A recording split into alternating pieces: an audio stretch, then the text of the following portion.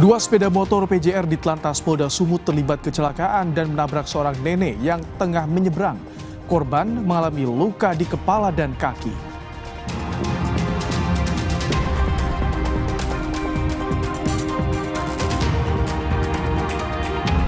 Pasca cedera usai gelaran Piala Presiden, striker Timnas Indonesia Ole Romeni menjalani operasi kaki.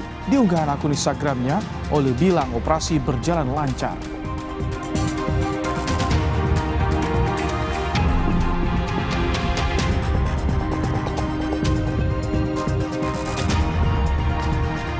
Lagi, pendaki warga negara asing asal Belanda terjatuh saat mendaki Gunung Rinjani, Lombok, Nusa Tenggara Barat. Korban evakuasi dengan helikopter.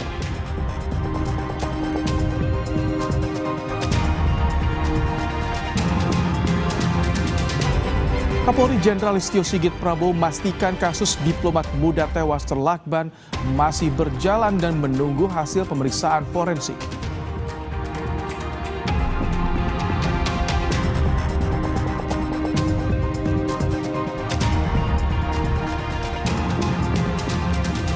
Presiden ke-7 Republik Indonesia Joko Widodo bakal hadiri Kongres Partai Solidaritas Indonesia di Solo, Jawa Tengah. Lantas apakah Jokowi merapat ke PSI?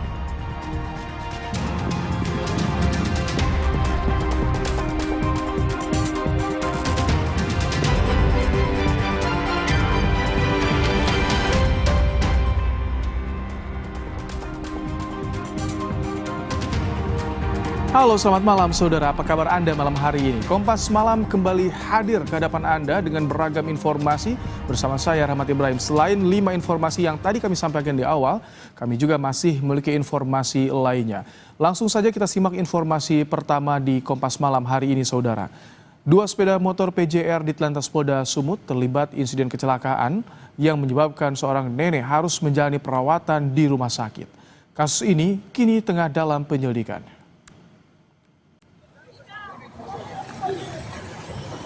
Inilah polisi ugal-ugalan ini nabrak nenek, seorang nenek. Pemirsa, inilah dia. Kecelakaan yang melibatkan dua sepeda motor PJR di Telantas Polda Sumut yang terjatuh di Jalan Sisingamangaraja Medan ini menyita perhatian warga yang ada di sekitar lokasi. Saat itu seorang nenek hendak menyeberang menuju rumah sakit. Namun di saat yang bersamaan, dua polisi yang mengendarai sepeda motor PJR di Telantas Polda Sumut melintas, sehingga insiden serempetan pun tak terelakkan. Akibatnya korban mengalami luka di kepala dan kaki dan mendapatkan perawatan di Rumah Sakit Mitra Medika Amplas. Polisi ugal-ugalan ini. Itu melaju, ibu itu mau menyeberang. Hanya ada kendalanya, memang ibu itu karena di belakang daripada pohon, jadi tidak terlihat oleh personil kami. Tahu ibu itu langsung informasinya bahwa dia berlari. Jadi langsung keluar daripada pohon itu, pas secara mendadak akhirnya Bribda SR itu membuang ke kanan sehingga akhirnya ibu itu terkena, ya kalau kita katakan bahwa sabetan ya di box itu di belakang. Jadi tidak menabrak. Mobil pemadam kebakaran Kabupaten Solok, Sumatera Barat terbalik diduga akibat hilang kendali. 5 petugas damkar mengalami luka dan dibawa ke rumah sakit terdekat.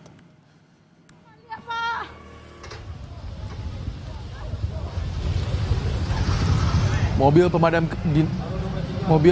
Dinas Kebakaran Kabupaten Solok, Provinsi Sumatera Barat mengalami kecelakaan saat hendak menuju lokasi kebakaran di daerah Supayang pada Rabu sore. Mobil hilang kendali di tikungan Talago Sukarami di jalur lintas Padang Solok. Akibat kecelakaan ini, 5 petugas damkar mengalami luka-luka dan dibawa ke Rumah Sakit Umum Daerah Solok untuk mendapatkan pengobatan medis.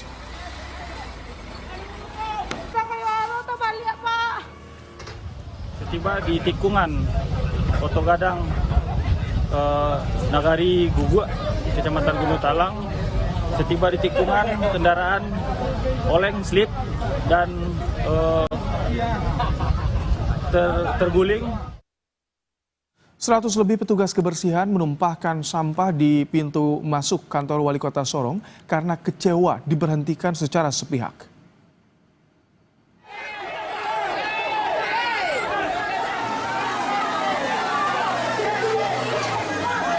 Ratusan petugas kebersihan memberi aba-aba pada sopir truk sampah untuk menumpahkan sampah ke depan pintu masuk kantor Wali Kota Sorong. Para petugas kebersihan yang di PHK menuntut pemerintah kota menghentikan sementara aktivitas perusahaan baru pengelola kebersihan. Wali Kota Sorong akan segera memanggil perusahaan pengelola sampah yang baru untuk membahas kemungkinan merekrut kembali 121 petugas lama yang di PHK. Karyawan yang sekarang dirumahkan ini berapa? Berapa banyak? 121 ya. Jangan tambah-tambah ya. Oke. Nanti bawa daftarnya, kasih satu ke saya, kasih satu ke Pak Wakil. Nanti kita panggil ya perusahaan yang sekarang menangani untuk kita diskusi. Dan intinya harus dipekerjakan kembali. Berita selanjutnya, saudara, selebgram Lisa Mariana bersama tim kuasa hukumnya mendatangi gedung Barreskrim Mabes Polri di Jakarta Selatan. Lisa memenuhi panggilan penyidik terkait kasus dugaan penyebaran informasi bohong yang dilaporkan mantan Gubernur Jawa Barat Ridwan Kamil. Lisa Mariana selesai diperiksa dan memberikan sejumlah bukti ke penyidik. Usai memenuhi panggilan penyidik sebagai saksi yang sempat tertunda terkait dugaan kasus penyebaran informasi bohong yang dilaporkan mantan Gubernur Jawa Barat Ridwan Kamil.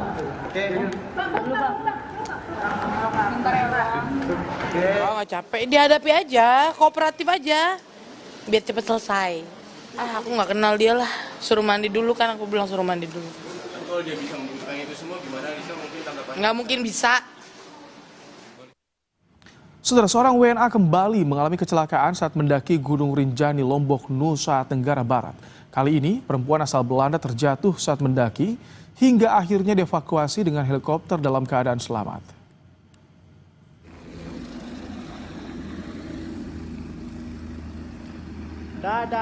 Inilah momen ketika helikopter tim SAR mengevakuasi pendaki asing yang terjatuh. Warga negara Belanda ini dilaporkan terjatuh di jalur Pelawangan menuju Danau Segare Anak dan mengalami cedera pada bagian leher. Lokasi dan kondisi medan yang sulit membuat tim SAR gabungan untuk mengupayakan evakuasi lewat jalur udara. WNA Belanda tersebut kemudian dibawa ke rumah sakit di Bali untuk perawatan.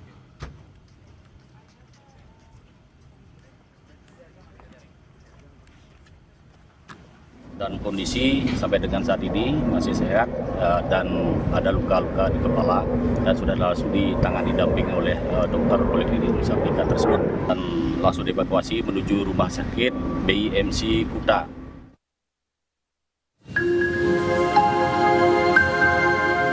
Sarah Tamar van Hulten, warga negara asal Belanda terjatuh di jalur Pelawangan menuju Danau Segara Anak Gunung Rinjani, Lombok, Nusa Tenggara Barat pada Kamis siang. Pendaki perempuan itu berhasil dievakuasi dengan selamat pada Kamis sore. Peristiwa ini hanya berselang sehari di lokasi yang sama saat pendaki asal Swiss Benedict Emenegger mengalami kecelakaan pada Rabu siang. Benedict mendaki Rinjani bersama 4 rekannya melalui jalur Sembalun. Saat turun itulah korban terjatuh dan diduga mengalami patah tulang pada kaki. Pendaki asal Swiss itu akhirnya berhasil dievakuasi tim SAR dalam keadaan selamat menggunakan helikopter pada Rabu sore dan dibawa ke rumah sakit di Bali. Balai Taman Nasional Gunung Rinjani menyebut proses evakuasi dengan helikopter dilakukan dengan cepat karena medan dan cuaca yang mendukung. Berbeda dengan kasus pendaki asal Brazil, Juliana Marins yang tewas beberapa waktu lalu. Iya, artinya memang di situ pertama cuaca memungkinkan tadi sehingga heli bisa mendarat. Kedua adalah memang ada wilayah lahan yang bisa ini dan memang ada model sapana. Ya, sapana bukan berpasir sehingga pilotnya berani untuk turun. Berbeda jauh dengan medan beda jauh. Ya, beda jauh dengan Juliana Marin sebelumnya tewas terjatuh ke jurang saat mendaki puncak Gunung Rinjani pada 21 Juni lalu. Cuaca yang tak bersahabat serta medan yang berbahaya membuat jenazah Juliana baru bisa dievakuasi pada Rabu 25 Juni. Hasil otopsi terungkap penyebab kematian Juliana karena mengalami pendarahan dan luka setelah terjatuh di kedalaman 600 meter di Gunung Rinjani. Tim Liputan, Kompas TV. Saudara, polisi menetapkan 13 tersangka sindikat perdagangan bayi dari Indonesia ke Singapura. Dari hasil pemeriksaan sementara, 25 bayi diperjualbelikan tersangka untuk diadopsi secara ilegal. Dari 13 tersangka, 12 diantaranya perempuan dan 1 lainnya pria. 13 tersangka memiliki peran masing-masing, mulai dari perekrut hingga pembuat dokumen palsu. Dalam kasus ini, polisi menyita sejumlah barang bukti, di antaranya dokumen ilegal seperti 26 fotokopi akta kelahiran, 15 lembar fotokopi kartu keluarga, 5 bundel paspor, 9 ponsel, dan 4 bundel rekening koran. Saat ini, polisi telah memeriksa 13 saksi dan masih memburu 3 DPO yang merupakan bagian dari sindikat tersebut. Tersangka sudah melakukan perdagangan bayi kurang lebih 25 orang dan melakukan perekrutan bayi-bayi tersebut sejak dalam kandungan. Bayi-bayi yang baru lahir tersebut oleh tersangka diserahkan kepada penampung. Kemudian bayi-bayi ini selanjutnya diadopsi secara ilegal di negara Singapura. Kemudian ada 3 tersangka yang saat ini sedang kita DPO-kan, ya, saudari P, kemudian saudari NY dan saudari YT. Yang juga jadi sorotan, Saudara, Kapolri Jenderal Listio Sigit Prabowo memastikan penyelidikan kasus kematian diplomat Kemenlu masih berjalan. Kapolri bilang saat ini Polri tengah menunggu hasil pemeriksaan forensik. Kapolri meminta publik menunggu proses penyelidikan kasus kematian diplomat Kemlu yang ditemukan tewas terlakban di kamar indekosnya beberapa waktu lalu. Jenderal Listio Sigit bilang polisi harus melakukan proses penyelidikan yang cermat agar hasilnya dapat dipertanggungjawabkan pada publik. Polisi mengklaim tengah menyelidiki kasus kematian Arya Daru menggunakan metode investigasi berbasis ilmiah. Yang jelas pemeriksaan saat ini terus dilakukan sambil menunggu hasil dari pemeriksaan. Kita lakukan pemeriksaan oleh kedokteran forensik, kemudian juga laboratorium forensik, dan tentunya semuanya harus kita kumpulkan jadi satu untuk nanti kemudian menjadi kesimpulan terkait dengan peristiwa yang terjadi. Apakah peristiwa pidana ataukah peristiwa yang lain. Wakil Menteri Sekretaris Negara Juri Ardiantoro menyatakan istana mendorong agar kasus kematian diplomat Kemlu segera terungkap. Juri bilang publik tak bisa memaksa polisi agar mengungkap hasil penyelidikan dengan cepat karena perlu kecermatan menjadi dalam proses penyelidikan. Istana meyakini Polri akan mengusut tuntas kasus kematian diplomat muda Kemlu Arya Daru yang tewas tak wajar beberapa waktu lalu. Ada dorongan dan pihak kepolisian pasti akan kerja keras lah untuk mengungkap. Tetapi kan kita nggak bisa memaksa bahwa hasilnya harus cepat karena kecermatan di dalam menyelidiki dan memutuskan dari hasil penyelidikan ini kan juga butuh waktu. Jadi kita serahkan, percayakan kepada kepolisian untuk mengungkap dan menyelesaikan kasus ini sebaik-baiknya. Kapolri Jenderal Listio Sigit Prabowo memastikan kasus diplomat muda tewas terlakban masih berjalan dan menunggu hasil pemeriksaan forensik termasuk hasil otopsi korban. Pembahasannya kami hadirkan sesaat lagi.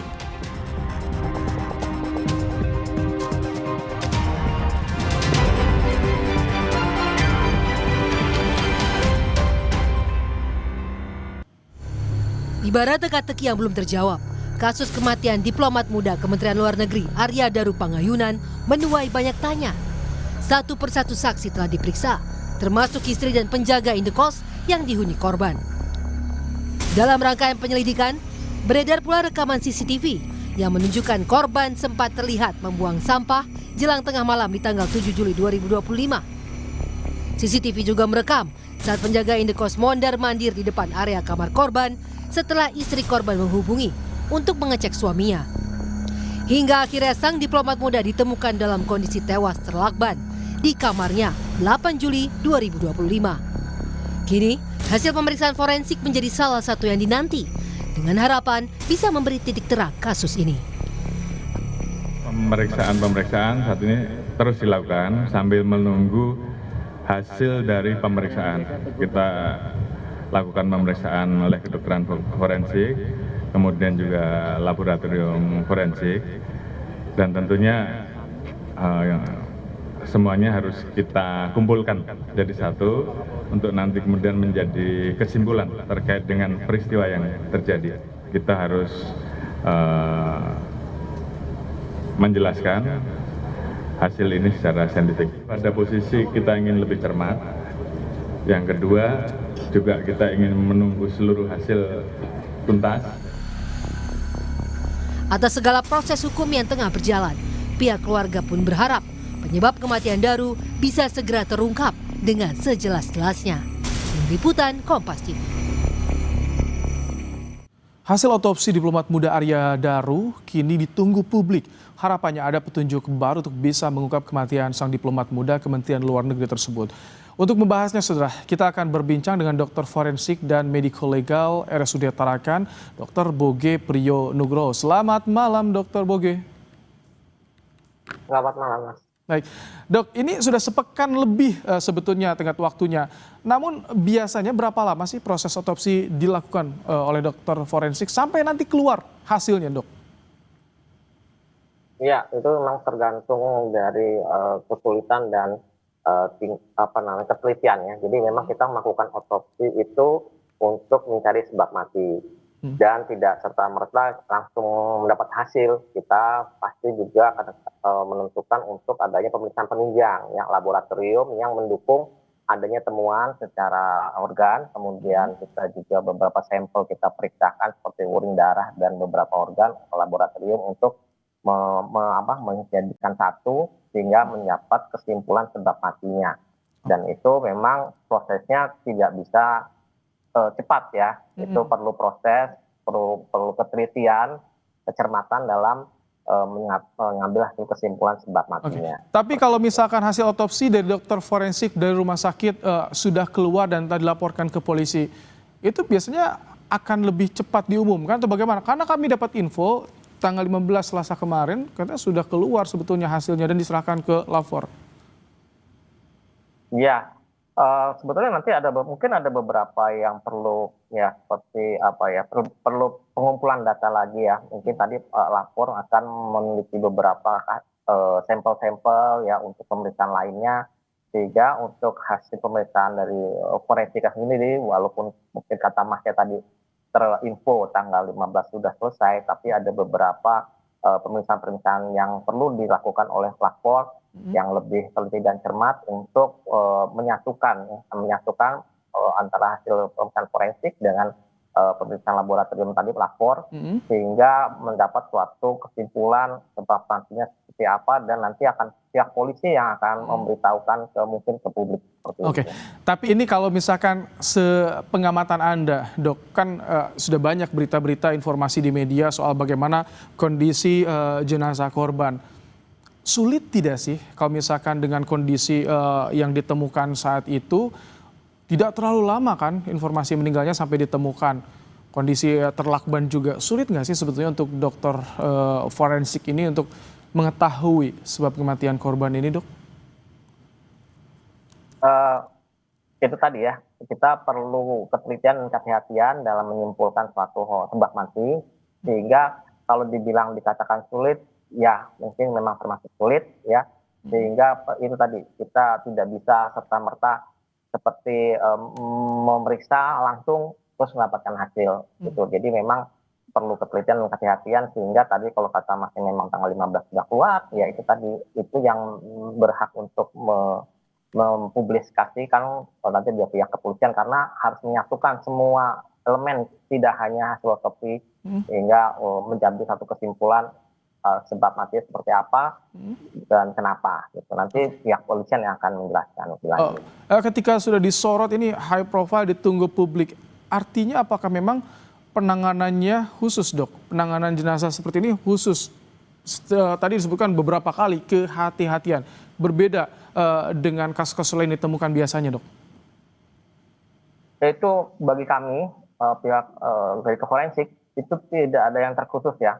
Maksud saya gini, semua pemeriksaan apapun kasusnya kita akan melakukan secara teliti dan kehati-hatian sehingga suatu kesimpulan dapat diambil secara cermat dan bisa memberikan suatu terang kasusnya dalam bentuk sebab mati kepada pihak kepolisian karena memang ini untuk kepentingan penyelidikan. Jadi hasil dari kami forensik itu akan mendukung bukti adanya satu kasus tindak kejahatan mungkin ya, kejahatan bagaimana itu terjadi terhadap tubuh manusia sehingga kita pasti memberikan yang terbaik untuk semua kasus yang akan menjadi baik pun itu high profile, sorotan maupun bukan, itu tetap kita lakukan semua secara profesional untuk memberikan suatu kesimpulan bukti adanya sebab mati.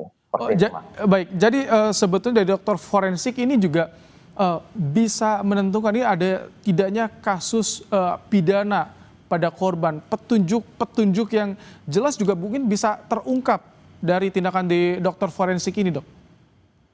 Ya, memang kita menyimpulkan dari apa yang ada di dalam tubuh manusia, ada suatu tindakan yang mengarah ke tindak pidana, ya baik atau bukan, itu nanti kita bisa melakukan secara teliti dan cermat sehingga itu juga bisa kita kontribusikan sebagai suatu alat bukti yang dipakai oleh pihak penyidik. Dan itu memang tidak 100% ya untuk hasil dari forensik ini langsung bulat-bulat dipakai oleh pihak kepolisian untuk sebab mati karena ini, ya. Tapi nanti pihak kepolisian akan mengolah lagi, meneliti lagi karena ada beberapa faktor ya, mesti olah TKP, bukti-bukti yang lain yang harus dikumpulkan. Jadi itu seperti pernah ada yang bilang seperti merangkai puzzle. Seperti apa sih gitu. Dan salah satu hasil otopsi ini adalah salah satu hasil yang akan dipakai pihak kepolisian untuk menyimpulkan semua kenapa ini terjadi, kenapa dan bagaimana. Gitu. Kalau tanpa ada luka di fisik bagian luar korban, ini akan menjadi kesulitan tersendiri, Dok, untuk bisa mengungkap penyebab kematian atau cukup dari organ dalam itu sudah bisa terlihat? Ya, banyak ya, itu memang kendala bukan kendala ya, memang salah satu bukan tingkat kesulitan juga ya. Kita lihat dari luka di luar, memang kalau luka-luka yang ada di luar tubuh itu bisa bagian besar terkadang bisa mencerminkan apa yang terjadi di dalam, sebagian besar ya. Sehingga kalau tidak ditemukan luka, kita memang lebih fokus lagi untuk mencari sebab matinya di dalam organ-organ yang ada di dalam tubuh manusia. Itu termasuk dengan pengambilan sampel untuk pemeriksaan laboratorium ya. Itu sangat penting sekali otopsi dilakukan untuk mencari sebab mati seperti ini. Dok, sedikit ini dibahas nggak sih di lingkungan kolega dokter forensik soal kasus Arya Daru ini? Apakah ada obrolan, ada kecurigaan juga, Dok, dari dokter-dokter forensik? Sejauh yang saya tahu ini tidak. Kita secara rahasia tidak bisa memberitahu antar kolega. Ini kenapa, harus bagaimana? Karena di setiap dokter forensik punya kompetensi masing-masing untuk mendapat menyimpulkan suatu sebab matinya dari setiap pemeriksaan yang dilakukan. Baik itu otopsi atau periksa luar, mungkin ya kalau periksa luar tidak bisa ya menentukan sebab mati, tapi dari otopsi dapat menentukan sebab mati. Sehingga kompetensi dari masing-masing dokter yang melakukan pemeriksaan itu sudah seprofesional mungkin untuk bisa menyimpulkan sendiri, dan itu sampai sejauh ini tidak ada kita di dalam grup besar harus bagaimana tidak ya, gitu tidak Mas. Oke, baik. Terima kasih untuk insight-nya Dr. Boge Priyo Nugroho, dokter forensik dan mediko legal RSUD Tarakan di program Kompas Malam hari ini. Terima kasih, Dok. Sama-sama. Saudara, pasca cedera usai gelaran Piala Presiden, striker timnas Indonesia Ole Romani menjalani operasi kaki. Di unggahan akun Instagramnya, Ole bilang operasi berjalan lancar.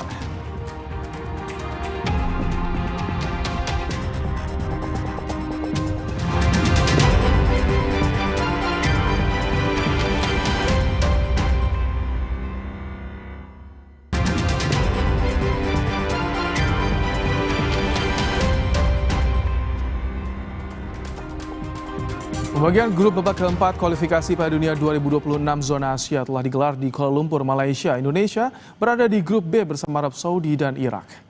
Babak keempat kualifikasi Piala Dunia 2026 zona Asia akan digelar pada bulan Oktober. Indonesia harus menghadapi dua tim kuat asal Timur Tengah, Arab Saudi dan Irak. Laga grup B seluruhnya akan digelar di Arab Saudi.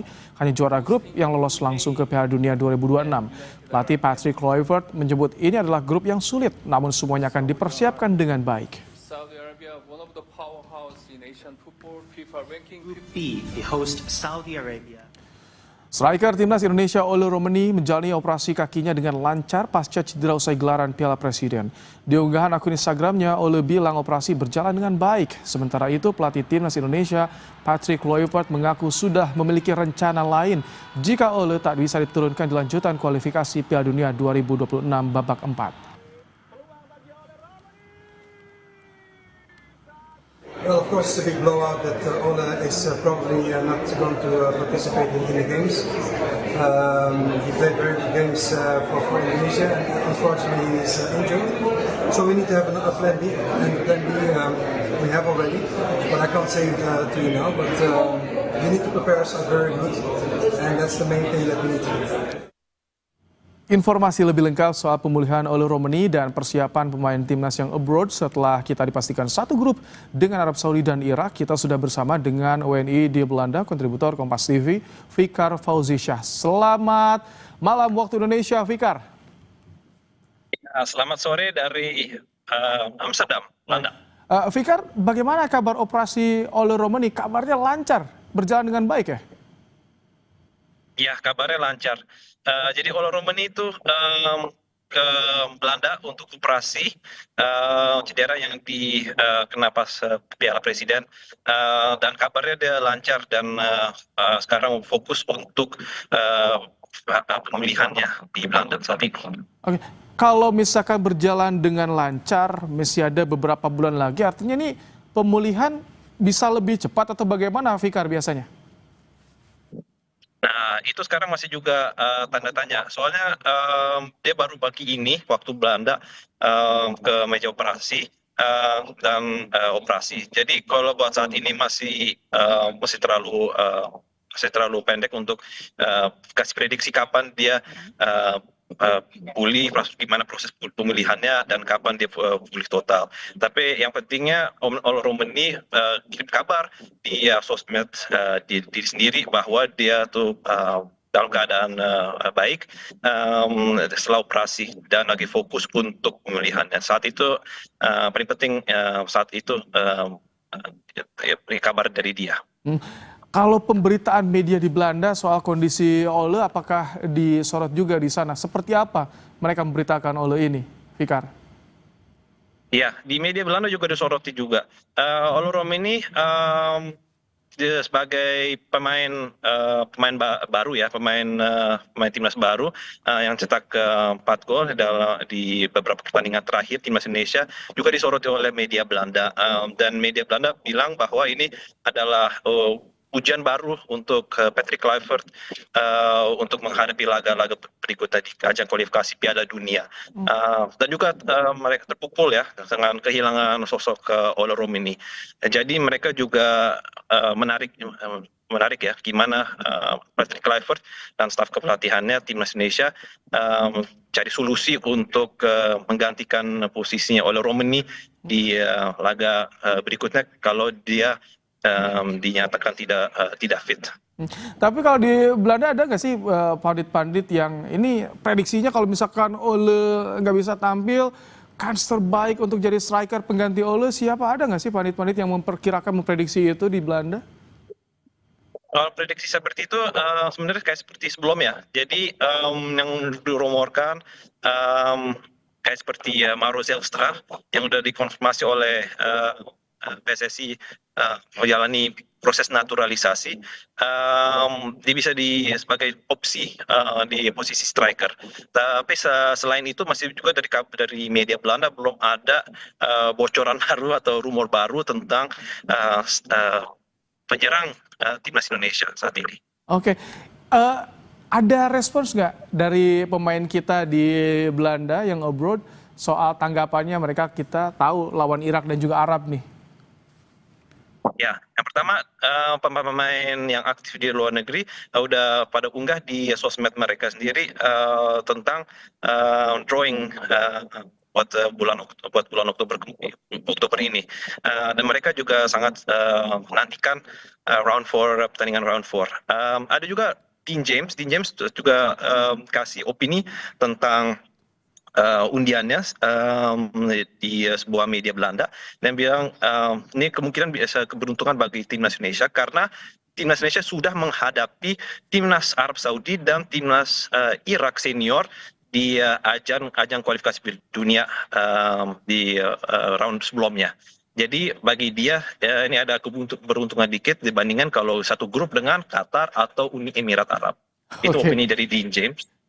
Sudah ada tanggapan dari Dean James. Nah, bagaimana kabarnya, kapan mereka akan ke Indonesia, pemain kita? Karena kan September ada uji coba juga, ada match persiapan nih. Ya, jadi saat ini masih semua pemain lagi ada di off season, pre-season. Dan mereka lagi mempersiapkan diri untuk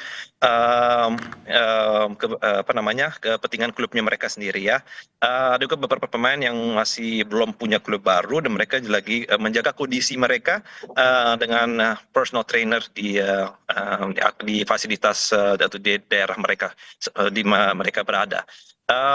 Nanti kalau udah kompetisi di Eropa bergulir sekitar pertengahan Agustus, nanti mereka main di kompetisi dulu, dan awal September mereka kembali ke Indonesia untuk main laga persahabatan lawan dua negara Arab, yaitu Lebanon dan Kuwait di friendly matches di bulan September. Terima kasih Fikar Fauzisyah untuk laporannya langsung dari Amsterdam, Belanda. Terima kasih. Ya, terima kasih, sama-sama. Setelah Presiden ke-7 Republik Indonesia Joko Widodo bakal hadiri Kongres Partai Solidaritas Indonesia di Solo, Jawa Tengah. Lantas, apakah Jokowi merapat ke PSI?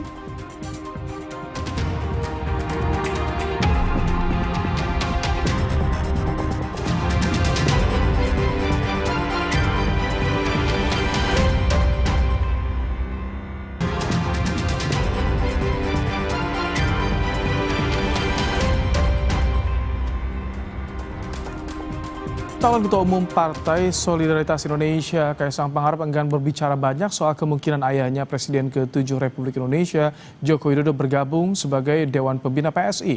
Kaisang menyebut itu bukan wewenangnya.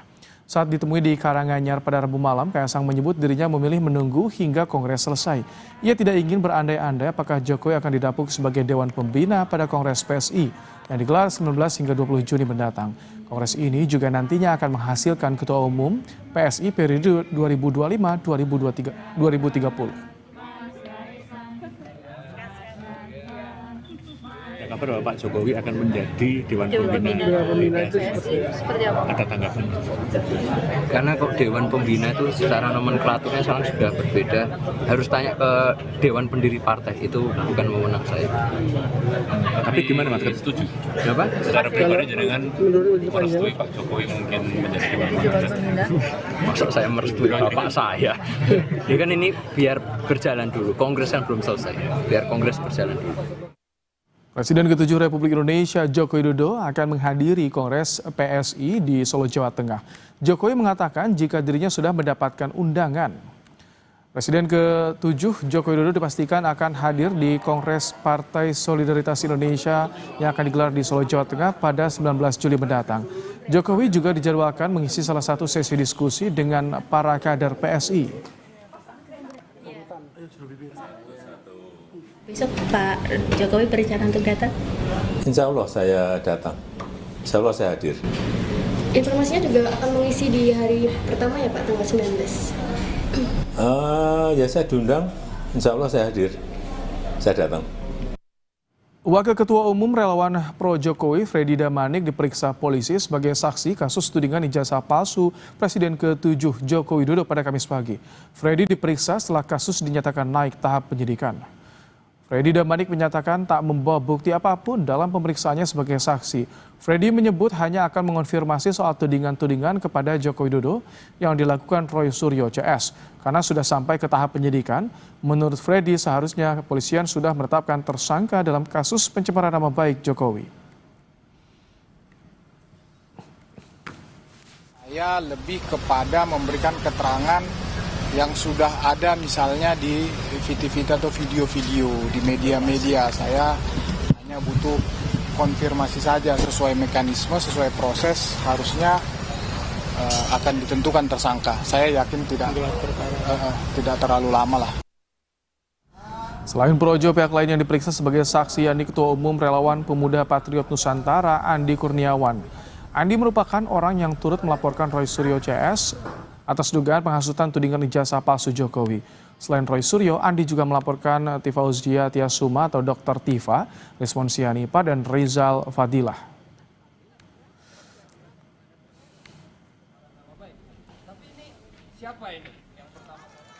Seorang perempuan berusia 26 tahun tercebur ke dalam sumur kamar mandi rumahnya di Cilegon, Banten.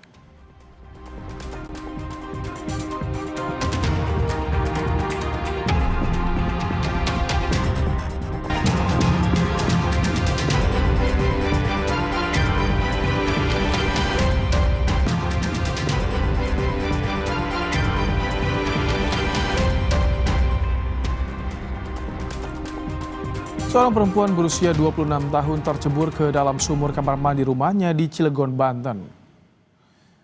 Dibantu warga, petugas pemadam kebakaran dan penyelamatan mengevakuasi perempuan yang tercebur ke sumur di Kebonsari, Citanggil, Cilegon. Evakuasi dilakukan dengan menerjunkan seorang petugas untuk mengangkat korban dari dalam sumur. Proses evakuasi berlangsung sekitar 1 jam. Korban dievakuasi dalam kondisi selamat namun langsung dibawa ke puskesmas terdekat untuk mendapatkan penanganan medis. Tadi kita juga dibantu oleh warga sekitar berapa? 1 jam ya? 1 jam kurang lebih ya penyelamatan untuk mengevakuasi dari warga itu diangkat ke atas. Kita pun setelah itu menelpon dari puskesmas ya, puskesmas terdekat yaitu puskesmas Citanggil agar disediakan atau dibantu oleh ambulan. Kita ke informasi dari mancanegara, saudara. Korban tewas warga Palestina di jalur Gaza meningkat akibat konflik dengan Israel meletus sejak Oktober 2023.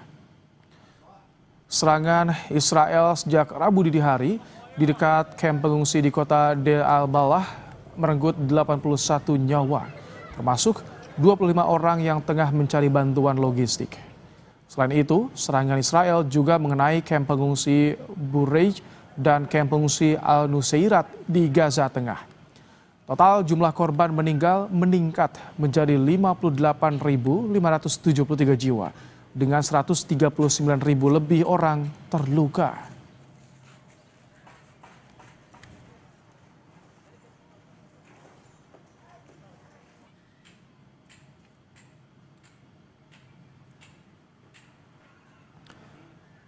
Saudara, informasi tadi menjadi penutup sajian Kompas Malam hari ini. Jangan lupa, cukupi kebutuhan air mineral Anda setiap hari dan rasakan kesejukannya. Saya Rahmat Ibrahim, terima kasih, sampai jumpa.